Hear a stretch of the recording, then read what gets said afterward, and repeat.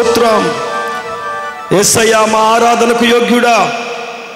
ఇదిగో ప్రభువా, నీ సన్నిధికి వారం నీ సన్నిధిలోనికి వచ్చిన ఈ మొట్టమొదటి తారీఖు ఈ సంవత్సరమునకు చివరి మాసం నీ సన్నిధిలోనికి వచ్చిన ప్రతి ఒక్క బిడ్డను చూడండి అయ్యా. వారున్న పరిస్థితిని చూడండి అయ్యా. వారి జీవితాలలో కార్యాలు చేయ దేవుడవు నీవయ్యా. యేసయ్యా, మాట్లాడగలిగిన దేవుడవు నీవు. క్షేమాన్ని ఇచ్చావు, సౌఖ్యాన్ని ఇచ్చావు, సమృద్ధినిచ్చావు. మరలా క్షేమంగా మరొక మాసంలోనికి అడుగు పెట్టించావు. నీకు కృతజ్ఞతాస్తుతులు వందనాలయ్యా. ఈ పునరుద్ధానముని సన్నిధిలో నిలబడి సంఘమంతా నీ మాటల కోసం ఎదురు చూస్తుండగా ఈ రోజున మీరు మాతో మాట్లాడండి. మాకు కావలసిన చక్కనైన మాటలను అందింప చేయమని యేసు నామములో ప్రార్థించి అడిగి వేడుకుంటున్నాము పరమ తండ్రి. ఆమేన్, ఆమేన్. అందరం కూర్చుందాం. వందనాలక్క. అందరం కూర్చుందాం. మంచిది. దేవుడు గడిచిన వారం నుంచి వారం వరకు మనల్ని, మన కుటుంబాలని, సంఘాన్ని తన కాపుదల్లో భద్రపరిచినందుకు దేవునికి స్తోత్రాలు చెల్లించుకుందాం. హల్లెలూయా, హల్లెలూయా. దేవుడు నిజంగా చాలా అద్భుతమైన కార్యాలు చేశాడు. పోయిన వారం నుంచి ఈ వారం వరకు కాలం కుటుంబ ఆశీర్వాద కూడిక మనకి ఉన్నది. బయట మీరందరూ కూడా రావాలి. భోజన కార్యక్రమాలు ఏర్పాటు చేస్తున్నాం. అందరూ కూడా మీ కుటుంబాలతో వచ్చి మీరందరూ తృప్తిగా తిని వెళ్ళాలి. సాయంకాలం మరి ప్రతి ఒక్కరు కూడా రావాల్సిందిగా మనం చేస్తున్నా. వచ్చే శుక్రవారం ఆంటీ వాళ్ళ ఇంటి దగ్గర అక్కడ బయట మీటింగ్ ఉండిద్ది. సువార్త కూడిక మన కుమార్ ఆంటీ వారి ఇంటి దగ్గర. మరి అందరూ కూడా సాయంకాలం మీ పనులు ముగించుకొని శుక్రవారం అక్కడికి రావాల్సిందిగా. మొదటి శుక్రవారం ఆ రోడ్డు మీద జరుగుతుంది ప్రతి నెల మొదటి శుక్రవారం. కాబట్టి మర్చిపోకుండా అక్కడికి రావాల్సిందిగా మనం చేస్తున్నాం. సరే, బైబిల్లో నుంచి, పరిశుద్ధ గ్రంథమైన బైబిల్లో నుంచి ఒక మాట చదువుకుందాం. దినవృత్తాంతముల 2వ గ్రంథం చూడండి. మీ బైబిల్లో నుంచి 15వ అధ్యాయం 7వ వచనాన్ని చదువుకుందాం. దినవృత్తాంతముల 2వ గ్రంథం 15వ అధ్యాయం 7వ వచనం. కాగా మీరు బలహీనులు కాక ధైర్యము వహించుడి, మీ కార్యము సఫలమగును. హల్లెలూయా. మంచి చక్కటి మాటని భాగంలో మనం చూస్తున్నాం. మీరు బలహీనులు కాక మీరు ధైర్యము వహించండి, ఎందుకంటే మీ కార్యము సఫలమవుతుంది. పిల్లలు, చాలామందికి చాలా రకాల కార్యాలు చూడాలని ఆశ ఉంది. ఎంతోమంది వాళ్ళ జీవితాల్లో ఎన్నో రకాల కార్యాలు చూడాలని ఆశపడుతున్నారు. ఆ కార్యాలు జరగాలని ఎంతగానో ఎదురు చూస్తున్నారు. కొన్ని సందర్భాలలో ఇంకా ఆ కార్యాలు జరుగుతాయి అనుకున్న టైంలో ఏదో సందర్భంలో అది కొద్దిగా లేట్ అయ్యేసరికి చాలా బలహీనులైపోతున్నారు. అరే, ఇప్పుడే జరగదేమో, ఈ పెళ్ళి ఇప్పుడే జరగదేమో, ఈ ఇల్లు కట్టడం ఇప్పుడే పూర్తి అవ్వదేమో, ఈ జాబ్ ఇప్పుడే మా పిల్లలకి రాదేమో, ఇప్పుడే మేము అనుకున్న డబ్బులు మా దగ్గరికి రావేమో అని కొంత బలహీనత మనకు వచ్చేసి బలహీనులమైపోతాం. కొన్నిసార్లు డౌట్లు వచ్చి జరగవేమో అని చాలా రకాలుగా పరిస్థితులకి ఇలాగే ఉంటాయేమో అని చాలామంది ప్రజలు బలహీనులైపోతున్నారు. ఇక పరిస్థితులు ఇలాగే ఉంటాయేమో అని చెప్పి చాలామంది నాయకులు బలహీనులైపోతున్నారు. అందుకే చదువుకున్న భాగంలో దేవుడు చక్కటి మాట తన ప్రవక్త ద్వారా మాట్లాడుతున్నాడు. మీరు బలహీనులు కావద్దు, మీరు బలహీనులు కాక ధైర్యము వహించండి. మీరు అధైర్యంగా ఉండవద్దు, మీరు భయపడేటట్టుగా ఉండొద్దు. మీరందరూ కూడా ఎలా ఉండాలంటే ధైర్యము వహించే వారిగా ఉండాలి. హల్లెలూయా. మీరు ధైర్యంగా ఉండాలి.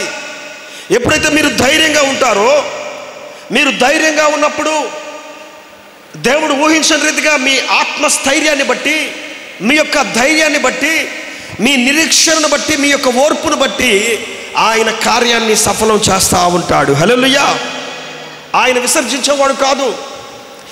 ఇదే దినవృత్తాంతముల గ్రంథంలో 15వ అధ్యాయం 2వ వచనం కనుక మీరు చూసినట్లయితే, మన పక్షంగా ఉంటాడు ఆయన, విసర్జించేవాడు కాదు ఆయన. అక్కడ ఉండింది, మనల్ని విసర్జించేవాడు కాదు. మనుషులు మనల్ని విసర్జించవచ్చు, ఏమంటే మన బంధువులే మనల్ని విసర్జించవచ్చు, మన వాళ్ళే మనల్ని దూరంగా పెట్టొచ్చేమో, కానీ ఆయన మన పక్షంగా ఉండేవాడే కానీ మనల్ని పక్కగా త్రోసివేసేవాడు కానే కాదు. హల్లెలూయా. ఆయన విడిచిపెట్టేవాడు కాదు. ఆయన ఎవరంటే మనల్ని బలవంతులుగా చేసేవాడు, మన పక్షంగా మన కార్యాలు చేసే దేవుడు. హల్లెలూయా, హల్లెలూయా. ఈ రోజున బలహీనముగా ఉండకూడదు, మనము ఏమంటే బలం లేని వారిగా ఉండకూడదు, అధైర్యంగా ఉండకూడదు, మనము ధైర్యంగా ఉండాలి. చూడండి, కీర్తనల గ్రంథం 20వ కీర్తన 4వ వచనంలో ఒక మంచి మాట ఉంది. సామ్స్ చాప్టర్ 20 verse 4, 20వ కీర్తన 4వ వచనం, నీ కోరికను సిద్ధింపచేసి నీ ఆలోచన యావత్తును సఫలపరచునుగాక. హల్లెలూయా. ఆయన ఎవరు? నీ ఆలోచన యావత్తును సఫలపరిచేవాడు. నువ్వు ధైర్యంగా ఉంటే నీ ఆలోచన యావత్తును సఫలపరిచేవాడు. ధైర్యం ఏమాత్రం చెడకూడదు, ఏమాత్రము మీలో అధైర్యం ఉండకూడదు, ఏమాత్రం అపనమ్మకం అనేది మనలోనికి రాకూడదు. మనము ధైర్యంగా ఉంటే ఆయన ఏం చేస్తాడంటే సఫలపరుస్తాడు మన కోరికలన్నిటినీ. హల్లెలూయా. ఎంత పెద్ద కోరికలు ఉన్నాయో, ఏమంటే మనకి ఏ కోరికలు ఉన్నాయో ఈ పండగల కల్లా నెరవేరాలని కోరుకుంటారు చాలామంది. ఈ పండగ కల్లా ఇది కట్టి తీరాలి అని కోరుకుంటారు. ఈ పండగల కల్లా ఇవి జరగాలి అని చాలామంది అనుకుంటుంటారు. ఏవైతే అనుకున్నామో, మనము ఏవైతే ఆలోచన చేశామో ఆ కోరికలన్నీ కూడా తీర్చబడాలి అనంటే, సఫలపరచబడాలి అనంటే మనము అధైర్యంగా ఉండకూడదు. హల్లెలూయా, హల్లెలూయా. చూడండి, మత్తయి సువార్త 13వ అధ్యాయము 23వ వచనం చూడండి. మత్తయి సువార్త 13వ అధ్యాయము 23వ వచనంలో, కొన్ని విత్తనాలు మంచి నేలలో పడినవి. అక్కడ విత్తనాలు విత్తే ఆయన విత్తనాలు విసిరినప్పుడు రాతి నేలలో కొన్ని పడినవి, గచ్చ పొదలలో ముళ్ళ పొదలలో కొన్ని పడినవి, ఏమండి గరుకు లాంటి ప్రదేశంలో పడినవి అని చెప్పి చూస్తున్నాం. కొన్ని విత్తనాలు త్రోవ ప్రక్కన పడినవి, కొన్ని విత్తనాలు మంచి నేలలో పడినవి. ఈ మంచి నేలలో పడిన విత్తనాల గురించి అక్కడ యేసయ్య చెప్తున్నాడు. 13వ అధ్యాయం 23వ వచనంలో, మంచి నేలను విత్తబడిన వాడు వాక్యము విని గ్రహించువాడు, అట్టివారు సఫలులై ఒకడు 100 ఒకడు 60 ఒకడు 30 ఫలించును. హల్లెలూయా. దేవుని యొక్క ఉద్దేశం ఏంటంటే ఫలించాలి, సఫలులం అవ్వాలి. ఏమంటే మంచి నేలలో విత్తబడితే మనము, మంచి సంఘంలో ఉండబడితే మనము, మంచి సహవాసానికి కట్టుబడిన వాళ్ళముగా ఉంటే, మంచి అనుభవపూర్వకమైన ప్రార్థన జీవితంతో మనం ఉంటే, మంచి నేలలో మంచి విధానంలో పెరిగేటువంటి బిడ్డలకి సఫలులవుతారు. ఎట్లా సఫలులవుతారంటే 100 60 30 అంటే దేవుడు ఒక్కొక్క రీతిగా మన కుటుంబాలను తీసుకొని వెళ్తాడు. ఈ రోజున దేవుడు మీ అందరి కుటుంబాలను సఫలులు చేయనుగాక, మీ అందరి కుటుంబాలను 100 ఆశీర్వదించునుగాక. నిజమండి, ఈ పండుగలలో దేవుడు మనలందరినీ వర్ధిల్ల చేయనుగాక. చేస్తాడు. ఆయన సఫలులు చేసేవాడు, ఆయన వర్ధిల్ల చేసేవాడు, ఆయన 100 అభివృద్ధిలోకి నడిపించేవాడు. ఇక్కడ ఈ మందిరంలో మంచి వాక్యం ఉంది. ఈ మందిరంలో వ్యర్థమైన ముచ్చట్లు లేవు. ఈ మందిరంలో మరి వేరే రకాల తలంపులు లేవు. ఈ మందిరంలో జోకులు ఉండవు. ఇక్కడ కేవలము మంచి నేల, మంచి సంఘం, మంచి వాక్యం మాత్రమే ఉంటుంది ఇక్కడ. కాబట్టి ఈ మంచి నేలలో పడినటువంటి వారందరూ, ఈ మంచి నేలలో ఉన్న మీ అందరూ, ఈ మంచి నేలలో పెరుగుతున్న సంఘ బిడ్డలందరూ కూడా 100 ఫలించుదురుగాక. దేవుడు మనలందరినీ 100 ఫలింపచేయాలి. కాబట్టి మీరు ధైర్యంగా ఉండండి. మీ కార్యము ఎంత పెద్దదైనా, మీ కార్యము ఎంత డబ్బుతో కూడుకున్నదైనా, మీ కార్యము ఎంత విలువ కలిగిందైనా, మీ కార్యము ఎంత ఖరీదైనదైనా, ఏమంటే మీ ఆలోచన, మీ కోరిక ఎంత గొప్పదైనా, మన చిన్నతనంలో మన నాన్నగారు చెప్తారు, నా కూతురు అడిగాలే కానీ కొండ మీద కోతురైనా తీసుకొస్తా అంటాడు కదా. నా కొడుకు అడగాలే కానీ కొండ మీద కోతురైనా తీసుకొస్తానని అంటాడు. కాబట్టి మనం అడిగితే మన కోరిక ఎంత గొప్పదైనా సఫలపరిచేవాడు మన దేవుడు. హల్లెలూయా. ధైర్యం వహించాలి. మనము బలహీనులము కాకూడదు, మనము బలహీనులముగా ఉండకూడదు. పిల్లారా, కొన్ని మాటలు మనం చదువుకుందాం. ధైర్యం వహిస్తే మనం ఎలా ఉంటామో తెలుసా? ధైర్యంగా ఉంటే ఎలా ఉంటాం? ఏమంటే భయపడితే, మీరు భయపడ్డారనుకోండి, మీరు భయంగా ఉన్నారనుకోండి, అనారోగ్యం వచ్చింది. మీరు భయంగా ఉన్నారనుకోండి, ఎప్పుడు కన్నీటి భయంతోనే ఉంటారు. మీరు భయంతో ఉన్నారనుకోండి, ఎప్పుడు కూడా ఇక ఆ బాధలు, ఆ సమస్యలన్నీ కూడా మన మీద ఒకదాని తర్వాత ఒకటి వస్తూనే ఉంటవి. మీరు ఎప్పుడైతే ధైర్యం వహిస్తారో, బైబిల్లో ఒక మాట ఉంది చూడండి, 31వ కీర్తన 24వ వచనం చూడండి. 31వ కీర్తన 24వ వచనం. యెహోవా కొరకు కనిపెట్టు వారలారా, మీరందరూ మనస్సును ధైర్యము వహించి నిబ్బరముగా ఉండుడి. హల్లెలూయా. ధైర్యం వహిస్తే ఇక్కడ వాక్యం చెప్తుంది, నిబ్బరంగా ఉంటారు, హాయిగా ఉంటారు, సంతోషంగా ఉంటారు. ధైర్యం వహిస్తే నిబ్బరంగా అంటే సంతోషంగా, సమాధానంగా ఉంటారు. భారం అనేది లేకుండా నిబ్బరంగా ఉంటారు. ప్రియులారా, వారి జీవితాల్లో కలత అనేది చెందరు. పేతురు గారు కొన్ని సందర్భాలలో బలహీనుడయ్యాడు. ఎవరు అభ్యంతరపడినా, ప్రభువా నేను మాత్రం నిన్ను అభ్యంతరపడనయ్యా అన్నాడు కదా. ప్రభువా ఎవరు అభ్యంతరపడినా నేను నిన్ను అభ్యంతరపడను అని చెప్పిన ఆయన 3 సార్లు ఆయన ఎవరో నేను ఎరుగను, నాకు తెలియదు అని చెప్పి బలహీనుడయ్యాడు. ఈ బలహీనుడైనటువంటి ఈయన, ఈ బలహీనుడిగా మార్చబడిన ఈయన పరిశుద్ధాత్మ చేత సంఘములో బలపరచబడిన తర్వాత, మేడగదిలో ఆయన ఆరోహణమై వెళ్ళిపోయిన తర్వాత మేడగదిలో సంఘము కూర్చొని ప్రార్థిస్తున్నప్పుడు ఇట్లాగే మనలాగా ఏమండి మేడగదిలో కూర్చొని పరిశుద్ధాత్మ అనుభవంలో ప్రార్థిస్తుంటే అగ్ని వారి మీద వాలినప్పుడు, నాలుకలుగా విభాగించబడినప్పుడు, వారు దేవుని యొక్క ఆత్మను పొందుకున్న తర్వాత ఈ పేతురు, ఈ బలహీనుడైన ఈ వ్యక్తి బలపరచబడి 3,000 మందిని రక్షణలోనికి నడిపించాడు. హల్లెలూయా. ఈ బలహీనుడైన ఈ వ్యక్తి నిబ్బరంగా మార్చబడిన తర్వాత, ధైర్యంగా మార్చబడిన తర్వాత, ఆత్మచేత ధైర్యపరచబడిన తర్వాత ఈయన ఒక్క ప్రసంగం చేస్తే 3,000 మంది రక్షణలోనికి నడిపించబడ్డారు.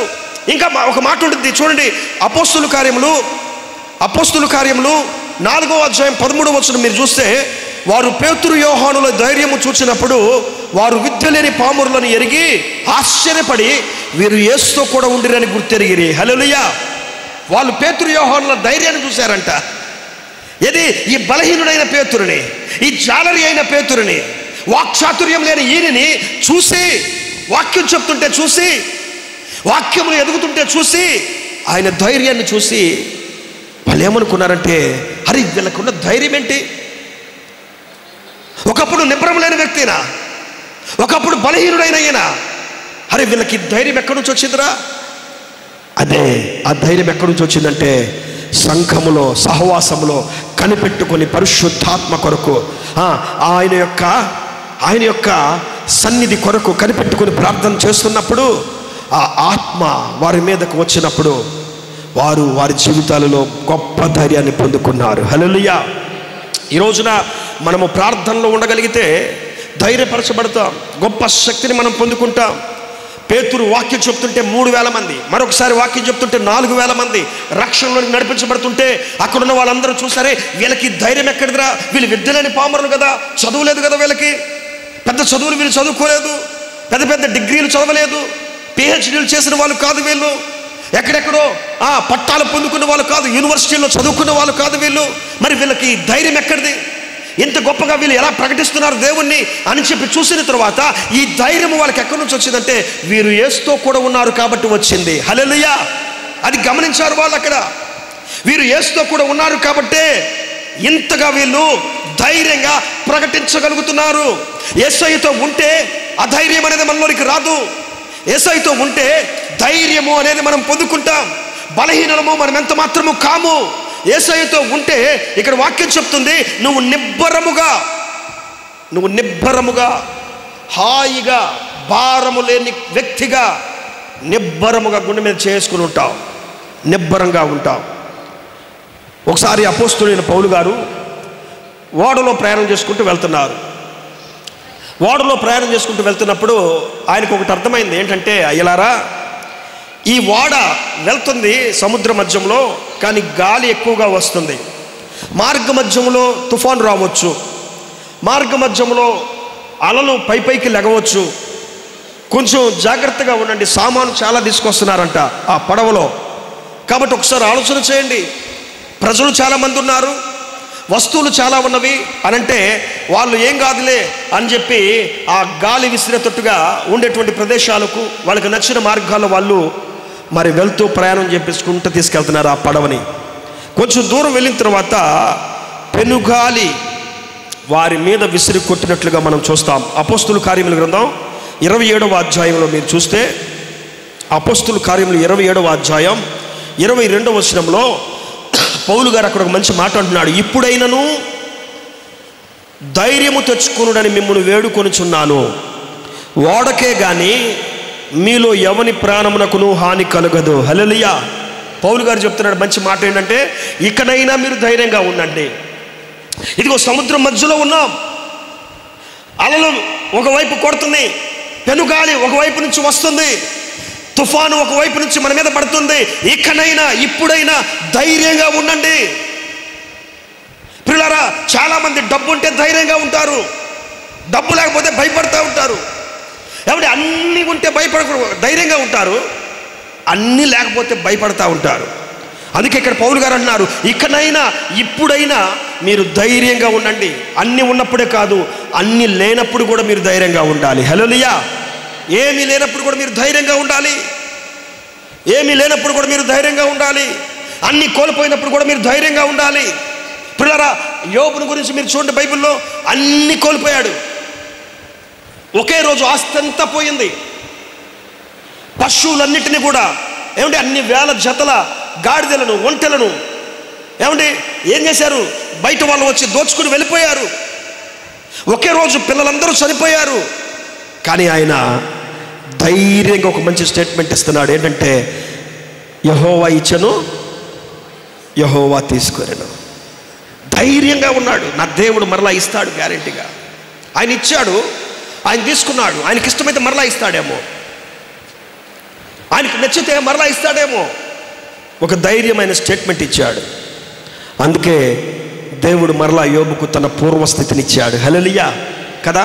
మీరు 42వ అధ్యాయం యోబు గ్రంథంలో చూస్తే, మొదట పోయిన దానికంటే రెండంతల ఆస్తిని, రెండంతల అందమైన బిడ్డలని, రెండంతల అతనికి ఏది పోయిందో, అతని దగ్గర ఏది దోచుకోబడిందో సమస్తమును కూడా మరలా ఆయన యేసయ్య ఆయనకిచ్చాడు. ఈ రోజున వాక్యం చెప్తుంది ఇక్కడైనా మీరు ధైర్యంగా ఉండండి, నిబ్బరంగా ఉండండి, మీరు ధైర్యంగా ఉండండి. సంగమా, వచ్చే నిందలను బట్టి అధైర్యంగా ఉండవద్దు. ప్రియులారా, ఈ రోజున వాక్యం వెంటనే మీరు ఎక్కడ ఉన్నా కానీ, మీరు ఏ ప్రదేశాల్లో నివసిస్తున్నా కానీ అధైర్యంగా ఉండవద్దు. సమస్యల మీద సమస్యలు వస్తున్నాయని అధైర్యపడవద్దు. ఇబ్బందుల మీద ఇబ్బందులు వస్తున్నాయని చెడియవద్దు, బాధపడవద్దు. వాక్యంలో ఈ రోజున దేవుడు మనతో మాట్లాడుతున్నాడు. మీరు ధైర్యం వహించి ఎక్కడైనా మీరు ధైర్యంగా ఉండండి. మీరు నిబ్బరంగా ఉండేటట్టుగా ఆయన చేస్తాడు. హల్లెలూయా. అలలు వస్తున్నాయా? తుఫాను వస్తుందా? శోధనలు ఒకదాని మీద ఒకటి వస్తున్నాయా? పెనుగాలు లాంటివి ఇబ్బందులు వస్తున్నాయా? ఆయన మీరు నడి సముద్రము లాంటి పౌలు గారి ఓడ చిక్కున్నట్లుగా మీరు అలాంటి సమస్యల్లో చిక్కున్నా ఆయన దానిలో నుండి మిమ్మల్ని విడిపించగలిగిన వాడు. ఆయన విడిపిస్తాడు. ఆయన మనల్ని చక్కనైన త్రోవలో నడిపించేటువంటి వాడు. ధైర్యంగా ఉండాలి, ధైర్యంగా ఉండాలి. చూడండి బైబిల్లో మొదటి దినవృత్తాంతముల గ్రంథం చూడండి, మీ బైబిల్లో నుంచి 28వ అధ్యాయం, మొదటి దినవృత్తాంతముల గ్రంథం 28వ అధ్యాయం 6-7 వచనాలు చూడండి. 6-7 వచనాలు. 7వ వచనం చదవండి. మరియు నేటి దినమున చేయునట్లుగా అతడు ధైర్యము వహించి నా ఆజ్ఞలను నా న్యాయ విధులను అనుసరించినలా నేను అతన్ని రాజ్యమును నిత్యము స్థిరపరచుదును. హల్లెలూయా.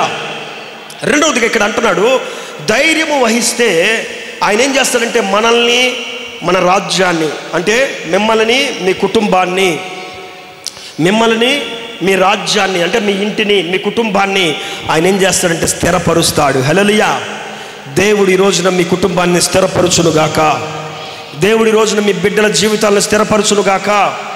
ఆయన స్థిరపరిచేవాడు. ఇక్కడ అంటున్నాడు ధైర్యము వహించండి. ఆయన అంటున్నాడు నేను సొలొమోనుని ఏర్పాటు చేసుకున్నాను, అతనికి నేను మంచి ఆలోచన చెప్తాను, అతనికి నేను మంచి జ్ఞానం ఇస్తాను. దేవుడు చెప్తున్నాడు అతని ద్వారా నేను ఒక మంచి మందిరాన్ని కట్టిస్తాను. దావీదా నువ్వు భయపడవద్దు, నువ్వు ధైర్యము వహించి నా ఆజ్ఞలను నా కట్టడలను అతడు చేయనట్లుగా అతనికి నేర్పించు, అతని అందులో పెంచు. అప్పుడు నేనేం చేస్తానంటే అతన్ని నిత్యము స్థిరపరుస్తాను. హల్లెలూయా. ధైర్యంగా ఉంటే దేవుడు ఏం చేస్తాడు? స్థిరపరుస్తాడు. చాలామంది జీవితాలు స్థిరం లేనివి, అస్థిరంగా ఉంటున్నవి. గాలి వస్తే బయట ఉన్న ఆ గోడ, ప్రహరీ గోడ పడిపోయినట్లుగా, గాలి వస్తే ఒక కవర్ ఎగిరిపోతున్నట్లుగా చాలామంది జీవితాలు అలాగే ఎగిరిపోతున్నవి. చంచలమైనటువంటి జీవితాలతో ఉంటున్నారు, స్థిరత్వం లేని జీవితాలతో ఉంటున్నారు చాలామంది. ఈ రోజున మనం స్థిరంగా ఉండాలి. స్థిరంగా ఉండాలంటే ధైర్యంగా ఉండాలి. స్థిరంగా ఉండాలంటే నిబ్బరంగా ఉండాలి. స్థిరంగా ఉండాలంటే ఆ ధైర్యాన్ని కలిగి మనం జీవించగలిగితే నా దేవుడు ఉన్నాడు. దావీదు ఒక మంచి స్టేట్మెంట్ ఇస్తాడు కీర్తనలో. ఏంటో తెలుసా? 10,000 మంది అంటాడు అక్కడ బైబిల్లో. 10,000 మంది నా మీద వచ్చి పడినా, 10,000 మంది దండెత్తి నా మీదకి వచ్చినా నేను భయపడను అంటాడు. హల్లెలూయా. 10,000 మంది, ఒక కుటుంబం మన మీదకి వస్తే భయపడుతున్నాం. ఏమండి, కొంతమందికి తగాదాకు వస్తే భయపడుతున్నాం. కానీ 10,000 మంది వచ్చినా నేను భయపడను అంటున్నాడు దావీదు. మనము భయపడకుండా ధైర్యంగా ఉంటే ఇక్కడ వాక్యం చెప్తుంది ఆయన స్థిరపరిచేవాడు. హల్లెలూయా. ఆయన ఆజ్ఞలను పాటిస్తే, ఆయన కట్టడలను పాటిస్తే నిన్ను స్థిరపరుస్తాడు ఆయన. నువ్వు ధైర్యం వహించి ఆయన వాక్యం వైపు చూడగలిగితే, ఆ వాక్యము చదువుతున్న నీవు, ఆ వాక్యాన్ని పఠిస్తున్న నిన్ను ఆయన స్థిరపరుస్తాడు. బైబిల్ గ్రంథంలో హిజ్కియా అనే ఒక రాజు ఉన్నాడు. ఈ హిజ్కియా అనే రాజు బైబిల్ గ్రంథంలో మీరు చూసినట్లయితే ఆజ్ఞలను పాటించి ఆయనను గైకొనినప్పుడు దేవుడు ఆయనకి తోడుగా ఉన్నాడు అని చెప్తుంది అక్కడ. తను ఎప్పుడైతే దేవుని యొక్క ఆజ్ఞల వైపు తిరిగి ఆజ్ఞలను పాటిస్తూ ఆయన కట్టడలను అనుసరించి నడుస్తున్నాడో, అతడు ఉన్న చోటల్లా కూడా అతనికి జయమిచ్చి దేవుడు అతనికి తోడుగా ఉండి నడిపించాడంట. హల్లెలూయా. 2వ రాజుల గ్రంథం 18, 6, 7 వచనాలు మీరు చూస్తే ఉండింది. అతడు పోవు చోటల్లా అతనికి జయాన్ని ఇచ్చాడంట. పోవు చోటల్లా అతనికి జయాన్ని ఇచ్చి దేవుడు ఏం చేశాడంటే మంచిగా ధైర్యపరిచాడు. హల్లెలూయా. ధైర్యపరిచాడు, స్థిరత్వాన్ని ఇచ్చాడు. స్థిరం లేని జీవితంతో, స్థిరం లేని బ్రతుకుతో, స్థిరం లేని అనుభవాలతో వెళ్తున్న వ్యక్తిని, స్థిరం లేని అనుభవాలతో నడుస్తున్నటువంటి వ్యక్తిని దేవుడు ఇక్కడ చూడండి, అతడు దేవుని వైపు తిరిగితే, వాక్యం వైపు తిరిగితే, కట్టడల వైపు తిరిగితే, ప్రార్థన జీవితం వైపు అతను ఎప్పుడైతే తిరిగాడో అప్పుడు ఆయన అతనికి స్థిరత్వాన్ని ఇచ్చాడు, స్థిరపరిచాడు. పోవు చోటల్లా అక్కడి నుంచి ఓడిపోకుండా దేవుడు జయాన్ని ఇచ్చుకుంటూ తీసుకుని వచ్చాడు. హల్లెలూయా. ఎప్పుడంటే అతడు ధైర్యంగా ఆయన వాక్యాన్ని చదివి ఆ వాక్యానుసారంగా బ్రతుకుతున్నప్పుడు దేవుడు అతనికి గొప్ప ధైర్యాన్ని ఇచ్చాడు. కాబట్టి మీరు బలహీనులు కాకుండా మీరు ధైర్యంగా ఉంటే మీ జీవితాల్లో ఎన్నో గొప్ప అద్భుతమైన కార్యాలు చూస్తారు. పేతురు యోహానుల ధైర్యం చూసినప్పుడు వీళ్ళకి ధైర్యం ఎక్కడి నుంచి వచ్చింది? ఇంత గొప్ప ధైర్యం వీళ్ళు ఎలా కలిగి ఉన్నారు? అసలు వీళ్ళు ఇంత గొప్ప జ్ఞానం ఎలా కలిగి ఉన్నారు? ఆశ్చర్యపోతున్నారు. అందరూ కూడా ఆశ్చర్యపోతున్నారు. మన దేవుడు మనకి గొప్ప ధైర్యం ఇచ్చేవాడు. ఆయన మందిరంలో పెరుగుతున్న బిడ్డలమైన మనం మంచి నేలలో పెరుగుతున్నాం. ఈ మంచి నేలలో ఉన్న మనము ఎప్పుడు కూడా ఆయన చూసేది ఏంటంటే నా బిడ్డలు నూరంతలుగా ఫలించాలి. హల్లెలూయా. నూరంతలుగా ఫలించాలి. ఈ సంవత్సరం దేవుడు ఫలింపచేయాలి. నూతన సంవత్సరంలో దేవుడు నూరంతలుగా మంచి ఆహార పదార్థాలు, మంచి పనులు, నూరంతలుగా మంచి ఉద్యోగాలు, నూరంతలుగా మంచి చదువులు మీ పిల్లలకి, నూరంతలుగా మంచి జీవితాలు మీకు, మీ కుటుంబానికి దయచేసేవాడండి ఆయన. మనం ధైర్యాన్ని బట్టి మనకి చేసేవాడు. ఇంకొక మాట ఉంది చూడండి, 2వ దినవృత్తాంతముల గ్రంథం 19వ అధ్యాయం 11వ వచనం చూడండి. 2వ దినవృత్తాంతముల గ్రంథం 19వ అధ్యాయం 11వ వచనం. మరియు ప్రధాన యాజకుడైన అమర్యా యెహోవాకు చెందు సకల విషయములను కనిపెట్టుటకు మీ మీద ఉన్నాడు. యూదా సంతతి వారికి అధిపతియు ఇష్మాయేలు కుమారుడగు జబద్యా రాజు సంగతులను విషయములలో పైవాడుగా ఉన్నాడు. లేవీయులు మీకు పరిచారకులుగా ఉన్నారు. ధైర్యము వహించుడి, మేలు చేయుటకై యెహోవా మీకు తోడుగా ఉండును. హల్లెలూయా. ధైర్యం వహిస్తే ఇంకో మాట ఇక్కడ మనం చూస్తున్నాము, ఆయన మేలు చేసేవాడు. హల్లెలూయా. మనుషులు కీడు చేసేవాళ్ళేమో మనకి, ఏమండి మన ఇంట్లో ఉన్న వాళ్ళు కీడు చేస్తున్నారేమో, మన చుట్టుపక్కల ఉన్న వాళ్ళు మనకి కీడు చేస్తున్నారేమో, కానీ మనం ధైర్యంగా ఉంటే మన దేవుడు ఎవరంటే మనకి మేలు చేసేవాడు. హల్లెలూయా. ఆయన మేలు చేస్తాడు. మీరు ధైర్యం వహించండి, మీకు ఆయన మేలు చేస్తాడు, మీకు మేలు చేస్తాడు. మేలు పొందుకునేటువంటి అనుభవంలో మనం ఉంటున్నామా? ఏమంటే మేలు చూడలేదండి మా జీవితంలో అని చెప్పేవాళ్ళు ఎవరైనా ఉన్నారా? ఒకసారి ఆలోచించండి. కరోనా కాడ నుంచి ఇప్పటి వరకు ఎన్ని రోజులు గడిచిపోయినాయో, ఎన్ని సంవత్సరాలు గడిచిపోతున్నాయో. అప్పటి నుంచి ఇప్పటి వరకు పని ఉన్నా పని లేకపోయినా, ఏమండి సంపాదన ఉన్నా సంపాదన లేకపోయినా, రాబడి ఉన్నా రాబడి తగ్గిపోయినా, దేవుడు అప్పటి నుంచి ఇప్పటి వరకు కూడా ఎంత గొప్ప మేలు చేస్తున్నాడు మీకు. ఏమండి ఎంతోమంది పిల్లలు చదువుల్లో పాస్ అవ్వట్లేదు, ఫెయిల్ అయిపోతుంటే మీ పిల్లలు పాస్ అవుతున్నారు. ఫస్ట్ క్లాస్ నుంచి డిగ్రీ వరకు కావచ్చు, పాస్ అవుతున్నారు. క్లాస్ అంటే ఆయన మేలు చేయబట్టే కదా. ఏమండి మరి పిల్లల వివాహాలు జరుగుతున్నాయి అనంటే ఆయన మేలు చేయబట్టే కదా.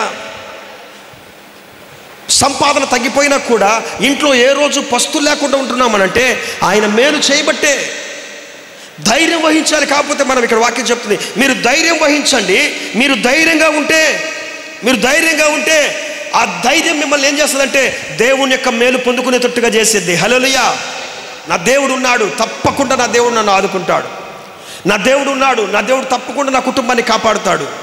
నా దేవుడు ఉన్నాడు, నన్ను తప్పకుండా ఈ విషయం నుంచి తప్పిస్తాడు, ఈ సమస్య నుంచి నన్ను గట్టెక్కిస్తాడు, ఈ విషయంలో నా దేవుడు నన్ను ముందుకు తీసుకొని వెళ్తాడు అనే ఒక నిబ్బరం, ఒక ధైర్యం మనం కలిగి ఉంటే ఆయన తప్పకుండా మేలు చేసి మన జీవితాల్లో అద్భుతాలు చేసుకుంటూ వెళ్తాడు. పిల్లారా, మేలు చేసేవాడు మన దేవుడు.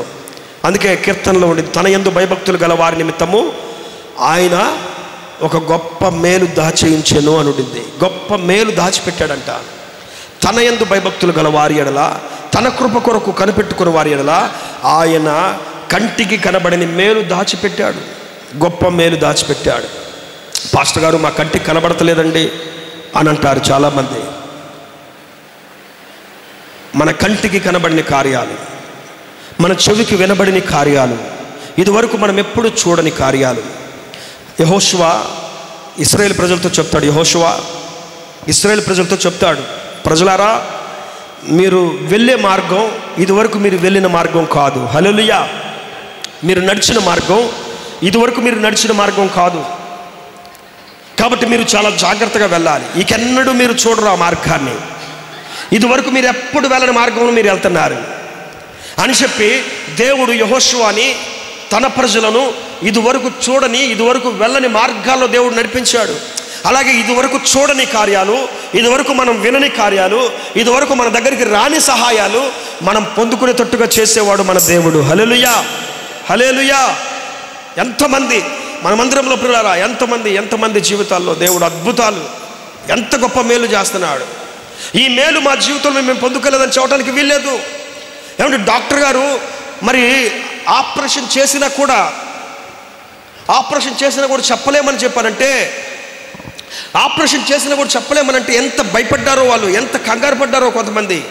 కానీ దేవుడు ఈ రోజున బ్రతికి బయటగట్టి మందులతో మాత్రలతోనే ఆపరేషన్ లేకుండానే కొన్ని సందర్భాలలో అసలు ఆ మందుల పరిస్థితులు కూడా అవకాశం లేకుండానే సజీవులుగా మనల్ని నిలబెట్టాడు. హల్లెలూయా. ఇది దేవుడు చేసిన మేలు, ఇది దేవుడు చేసిన మేలు. మీరు ఒకసారి హాస్పిటల్కి వెళ్ళండి. అందుకే ఒకసారి మీరు హాస్పిటల్కి వెళ్ళండి. మీరు హాస్పిటల్లో చూడండి, ఐసీయూలో చూడండి, ఎంతమంది ప్రజలు బ్రతకటం కోసం ప్రాకులాడుతున్నారు. బ్రతకటం కోసం ఎంతగా వాళ్ళు బ్రతుకు మీద ఆశతో ఎదురు చూస్తున్నారు. అలాంటి పరిస్థితుల్లో దేవుడు మనల్ని బ్రతికించి ఆరోగ్యాన్ని ఇచ్చి ఈ రోజున ఇక్కడ నిలబెట్టాడంటే ఆయన మేలు చేసిన దేవుడు. హల్లెలూయా. ఆ మేలు నీకు రావాలంటే, ఆ యొక్క కీడులో నుండి నువ్వు తప్పించబడాలంటే, ఆ అనారోగ్య పరిస్థితుల నుంచి నువ్వు ధైర్యంగా ఉండాలి అంటే నువ్వు ధైర్యంగా ఉండాలి. నువ్వు మేలు పొందుకోవాలంటే ధైర్యంగా ఉండాలి. నువ్వు ధైర్యం కలిగి ఉండాలి. ధైర్యంగా ఉండండి. మీరు మీ జీవితాల్లో దేవుడు అద్భుతాలు చేస్తాడు. అనారోగ్యం మీ దరిదాపులోకి రానివ్వడు, సమస్యలు మీ దరిదాపుల్లోనికి రానివ్వడు. ఏమండి కష్టాలని మీ ఇంట్లోనికి రానివ్వడు ఆయన.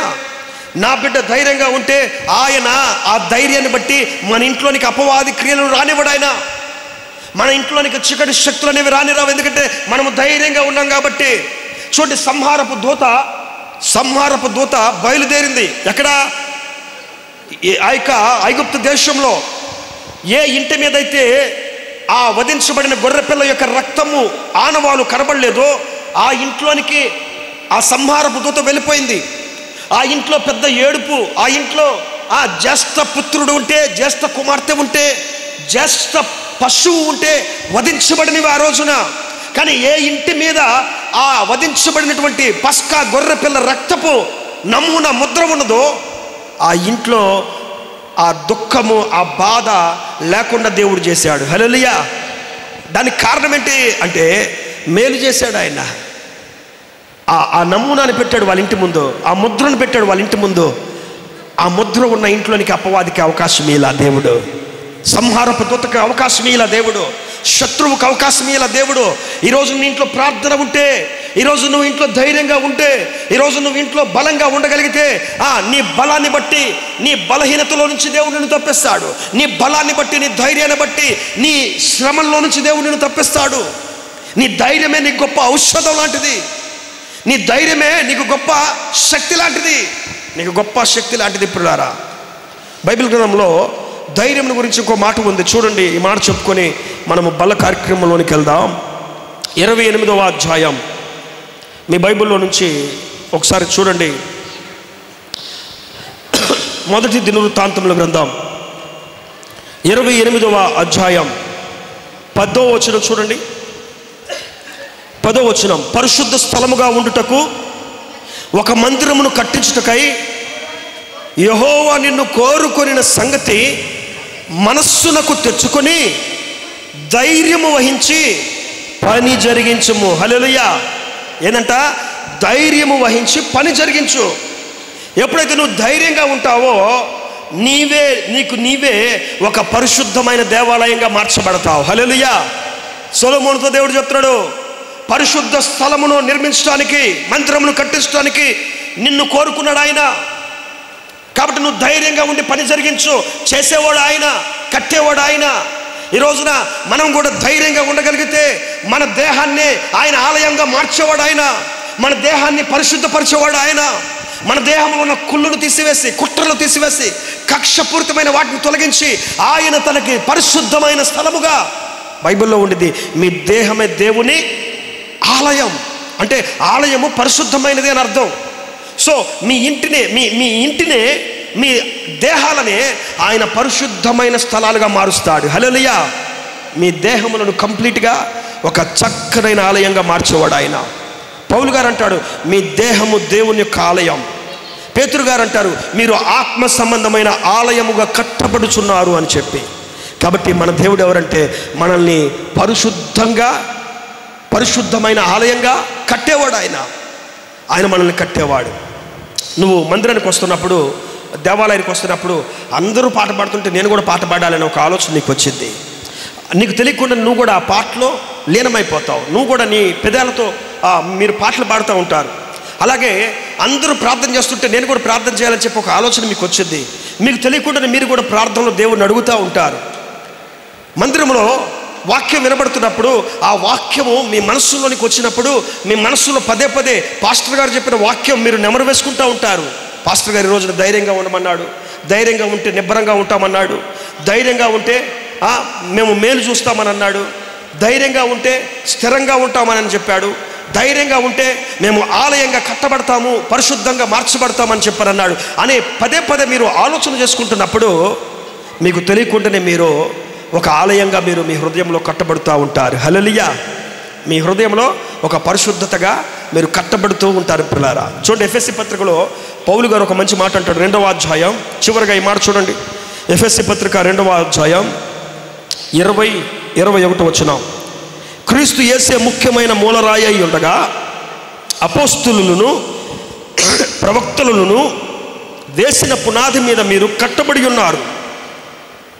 మీరు ప్రతి కట్టడమును ఆయనలో చక్కగా అమర్చబడి ప్రభువునందు పరిశుద్ధమైన దేవాలయం అగుటకు వృద్ధి పొందుచున్నది. హల్లెలూయా. మీరు ఎలా కట్టబడుతున్నారంట? మీరు ఆ అపోస్తులు, ఆ ప్రవక్తలు వారు వేసిన మూలరాయి వల్ల, క్రీస్తు వేసిన మూలరాయి వల్ల, అపోస్తులు ప్రవక్తలు వేసినటువంటి పునాది మీద మనమందరం కూడా కట్టబడుతున్నాం.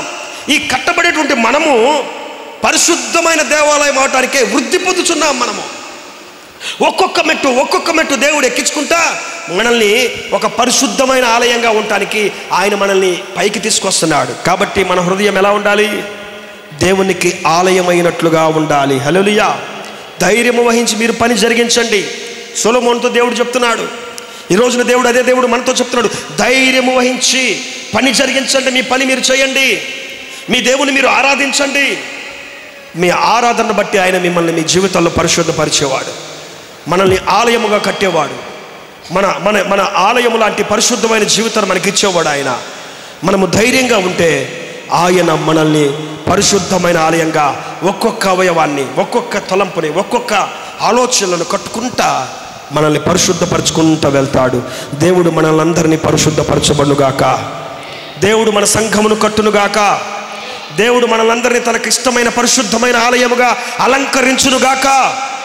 దేవుడి వాక్యం మన వెనుకలు వర్తిల్ల చేయునుగాక. తల్ల వంచండి. అందరము తల్ల వంచినట్లు చిన్న ప్రార్థన చేసుకుని బల కార్యక్రమంలోనికి వెళ్దాం. ప్రభువా, యేసయ్యా, నీ మాటలను అందింపచేశానయ్యా. ఈ విన్న వాక్యం వీరి జీవితాల్లో నూరంతులుగా ఫలింప చేయండి నాయన. ఇప్పటి వరకు వీరు ఎలా కట్టబడ్డారో, ఇక నుంచి నాయన వీరు నీ కొరకు ఎలాగున ఉండాలో, ధైర్యంగా ఉంటే మేమేం చేస్తామో, ఎలా ఉంటామో కొన్ని మాటలు మాకు నేర్పించావయ్యా. నీ మాటల ప్రకారంగా మేమందరము కూడా ధైర్యంగా ఉండటానికి కృప చూపించండి. ఇదిగో నాయన, నిబ్బరంగా ఉంటామన్నావు, ధైర్యంగా ఉంటే స్థిరంగా ఉంటామన్నావు, ధైర్యంగా ఉంటే మేము మేలు అనుభవించే వారిగా ఉంటామని సెలవిచ్చావు అయ్యా. ధైర్యంగా ఉంటే నీ కొరకు పరిశుద్ధమైన కట్టడంగా కట్టబడతాం. యేసయ్యా, బలహీనులముగా ఉండకూడదు అయ్యా, బలహీనులముగా ఉండకూడదు. మీరు బలహీనులు కాక ధైర్యముగా ఉండండి అని ఈ రోజున వాక్యం ద్వారా మమ్మల్ని హెచ్చరించావు, బలపరిచావు ప్రభువా. ఇంకా బలహీనులుగా ఉన్నారేమో, ఇంకా కొన్ని విషయాల్లోనే వీరు బలహీనులుగా జారిపోతున్నారేమో, ఆయా పరిస్థితులను బట్టి బలహీనులు అవుతున్నారేమో అయ్యా. ఒక్కసారి మీరు చూడండి, నీ గొప్ప ధైర్యాన్ని అనుగ్రహించండి యేసయ్యా. మీరు మీ యొక్క అమూల్యమైన గొప్ప కార్యాలు మా సంఘ బిడ్డలందరిలో చేసి నీ కొరకు నూరంతలు పొందుకునే, ఫలము పొందుకునే, సఫలులు అయ్యేటువంటి గొప్ప జీవితాన్ని దయచేయమని, విన్న వాక్యాన్ని వీరందరి జీవితంలో నూరంతులుగా వర్ధిల్ల చేయమని యేసయ్య శక్తి కలిగిన నామములో ప్రార్థించి వేడుకుంటున్నాము తండ్రి. ఆమేన్. హల్లెలూయా.